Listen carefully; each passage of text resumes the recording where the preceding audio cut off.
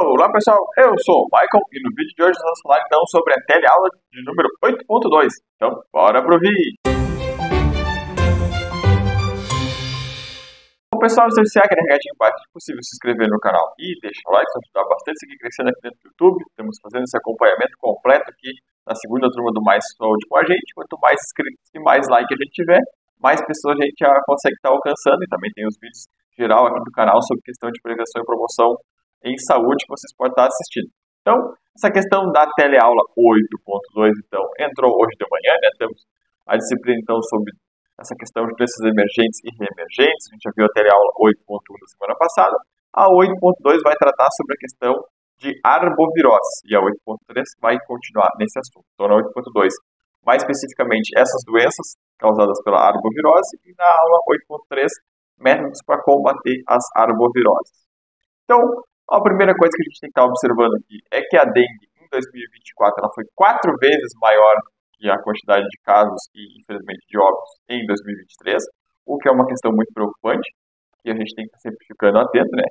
E os ACS e IACs são fundamentais para a prevenção, né? Mas precisam do apoio de todos. Não adianta só a gente querer combater a dengue, a chikungunya e a zika, que são transmitidos pelo Aedes aegypti, e as pessoas também não nos ajudarem e os governantes também não estarem na mesma linha que a gente está seguindo. E a dengue também, ela vem evoluindo conforme a questão da urbanização das cidades. Quanto mais espaços urbanizados, quanto mais pessoas moram numa mesma região, consequentemente vamos ter problemas de saneamento, vamos ter questão de lixo jogado, vamos ter questão de mais acúmulo de água. Isso vai acabar impactando de uma forma ou outra todo mundo, né? E aí eles dão um exemplo ali no videozinho, que é a limpeza através da distribuição de sacos de lixo e panfletos, né? Então, os ACS e ACI visitam as casas das pessoas, entregam um saco de lixo preto, né? Um panfletinho mostrando ali a questão do que é ter que ser colocado ali dentro, quais são os locais que criam mosquito. É interessante que eles criaram um mosquitinho ali, um mosquitinho provavelmente feito em tecido e alguma coisa, e miniaturas de locais onde fica água parada, né? Com pneu, garrafinha, e aí eles vão mostrando para as pessoas, porque muitas vezes a gente acredita que as pessoas saibam onde tem água parada e onde pode parar a água. A gente fala tanto de tem que combater a água parada, não pode deixar a água parada, mas as pessoas perguntam, mas onde é que tem água parada na minha casa aqui? Eu não faço ideia. Aí as pessoas observando ali os itenzinhos em miniatura para poder perceber onde tem a água já é uma grande ajuda. Por exemplo, na minha casa tem uns pneus que estão lá no fundo, mas eu achava que não acumulava água, porque o pneu está parado ali, ele não está nem podendo ser utilizado, então ele pode juntar água ali, pessoal. Tem pessoal que corta os pneus na verdade e faz para alimentar animais. Tem que limpar essa questão toda semana. Deixa a garrafa caída no chão, tampinha perdida pelo chão. Então, é muito boa essa iniciativa dos agentes de saúde ali daquela cidade. Então, vamos ter a questão da arbovirose na teleaula 8.2 e 8.3. Uma das primeiras questões que é levantada ali no vídeo, né, da teleaula, é sobre o crescimento de casos em 2024. E aí eles informam que não foi apenas aqui no Brasil que teve esse aumento, né? Teve um aumento também na questão significativa de casos na América Latina, né, que são os nossos vizinhos aqui, todos que falam espanhol, né, e o português, né, então por isso América Latina. E na Europa também começou a se observar aumento de casos de dengue e dessas outras doenças em relação ao Aedes aegypti. E o que também ocasionou esse aumento e crescimento do número de casos, infelizmente, são as mudanças climáticas, né?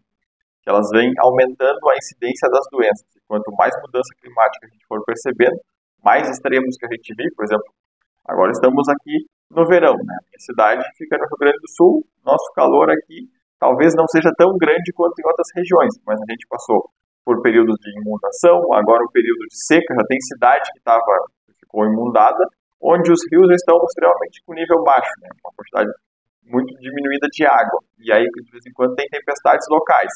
Chove horrores numa cidade, na outra não. E aí pode ser criador de mosquito em vários locais onde teve essa chuva.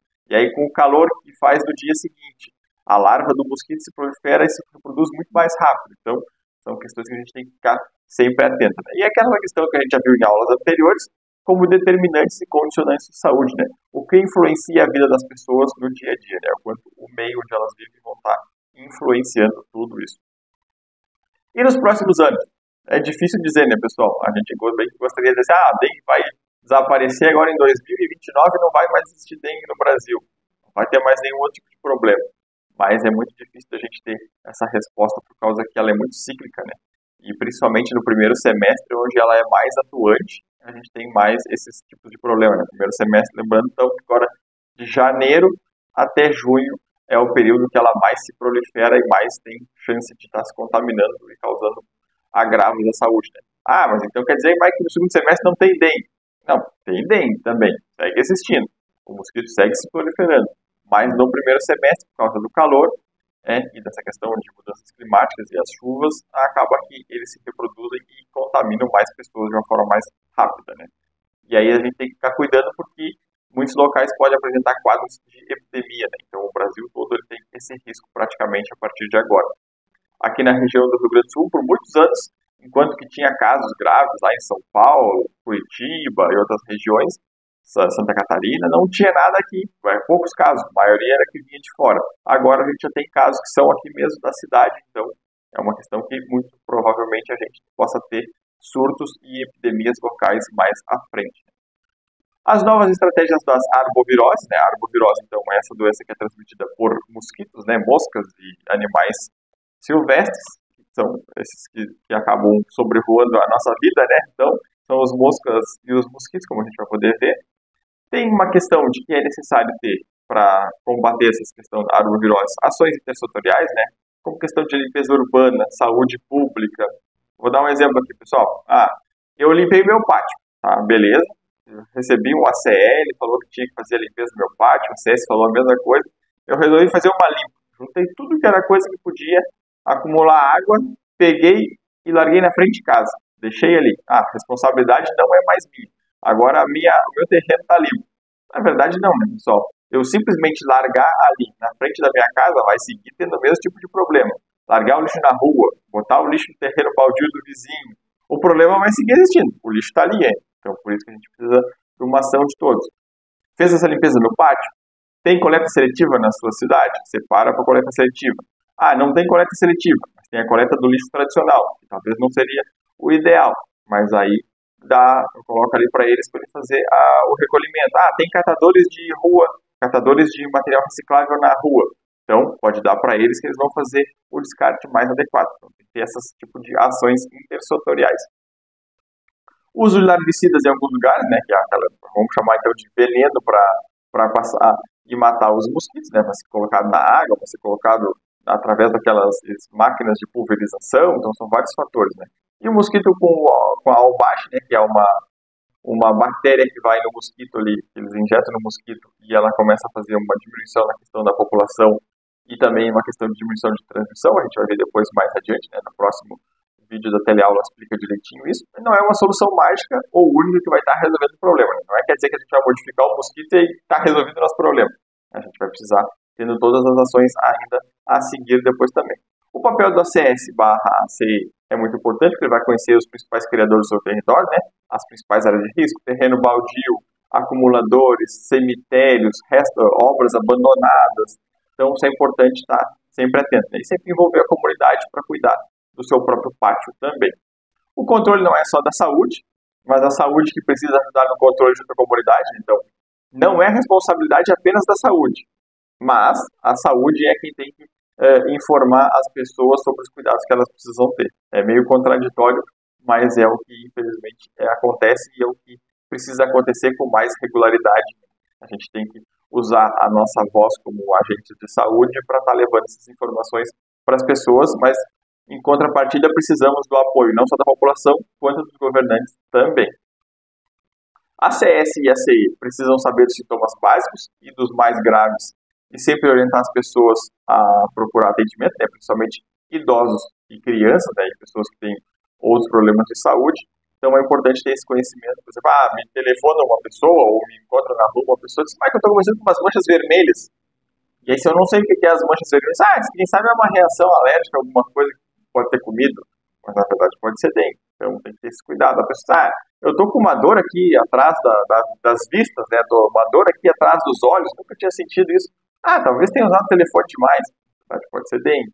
Então a gente tem que conhecer esses sintomas básicos e os mais graves para sempre orientar a pessoa a procurar o atendimento na hora mais certa possível. Porque quanto mais preciso for o atendimento e o diagnóstico, mais fácil essa pessoa vai passar por esse período tão complicado. Então é importante isso. Vacina contra a dengue, vai eliminar ela?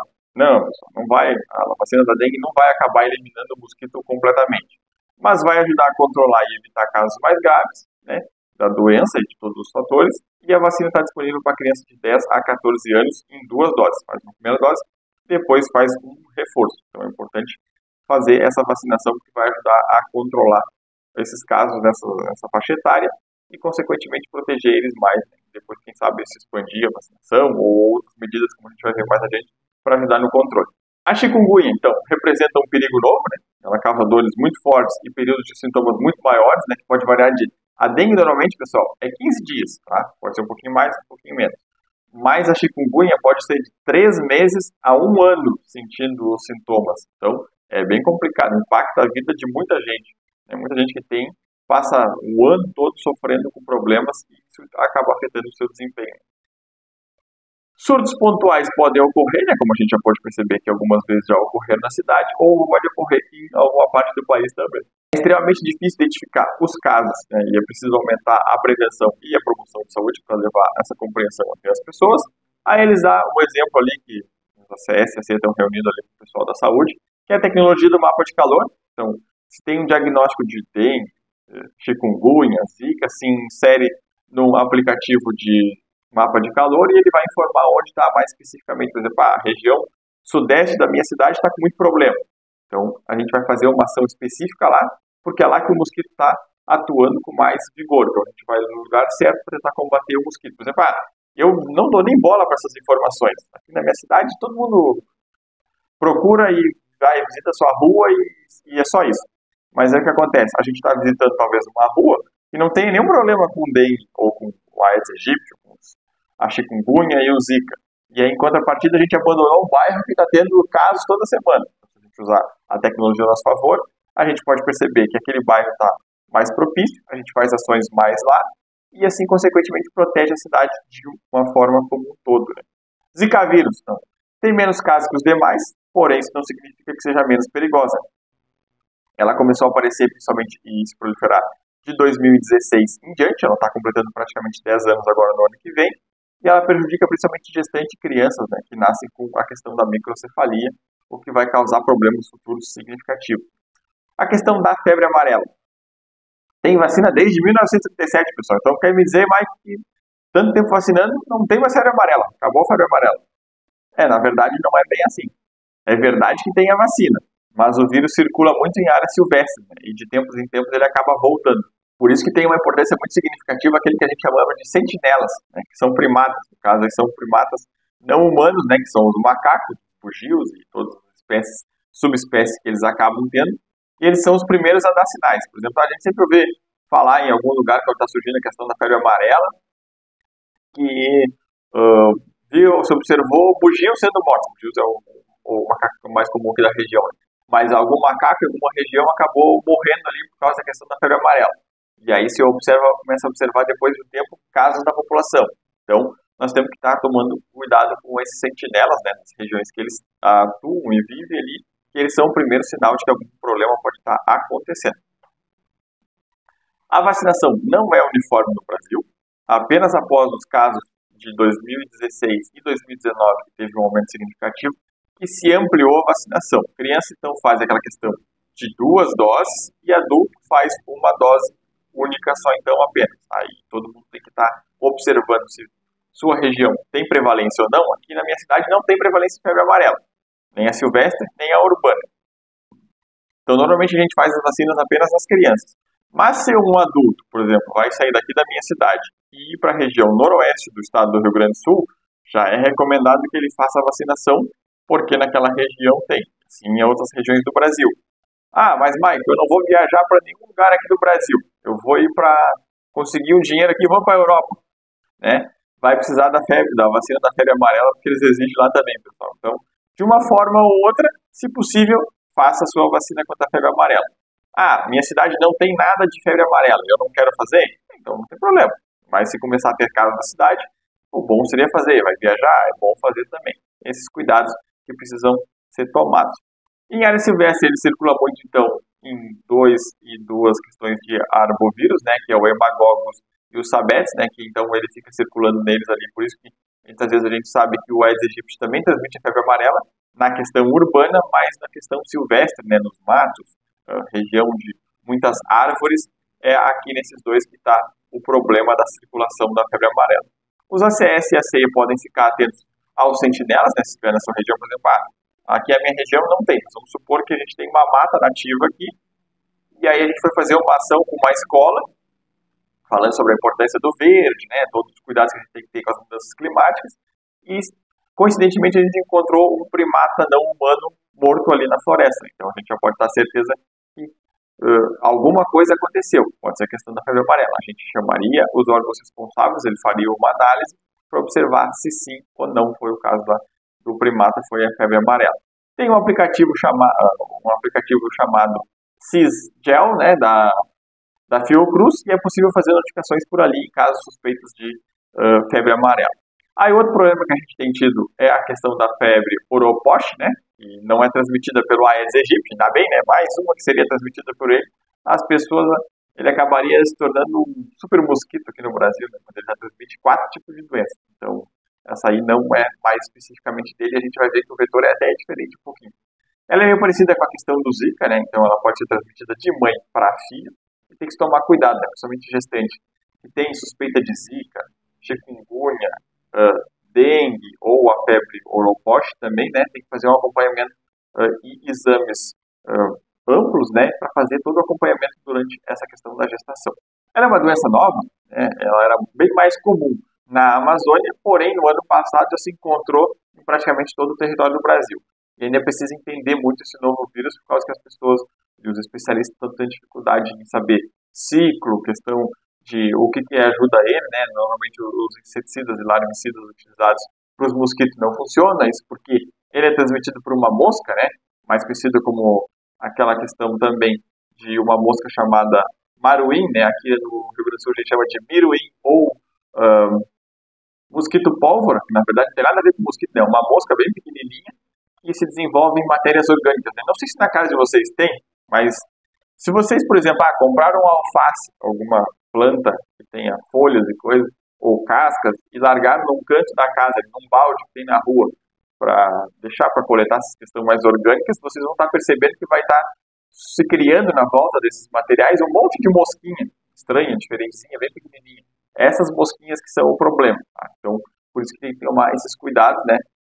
Tanto em plantações, né? Por exemplo, colhi ou caiu aqui, em casa tem laranjeiras, e caíram as laranjas e elas começaram a apodrecer e criou essas moscas na volta, certo? Sempre é eliminar esse tipo de problema para não ter essa questão da febre Oropoche. Encaminhando então para a questão final já da teleaula, né? É como controlar os vetores. Então a gente tem que cuidar dos locais dentro do nosso pátio, isso é uma questão de responsabilidade da população.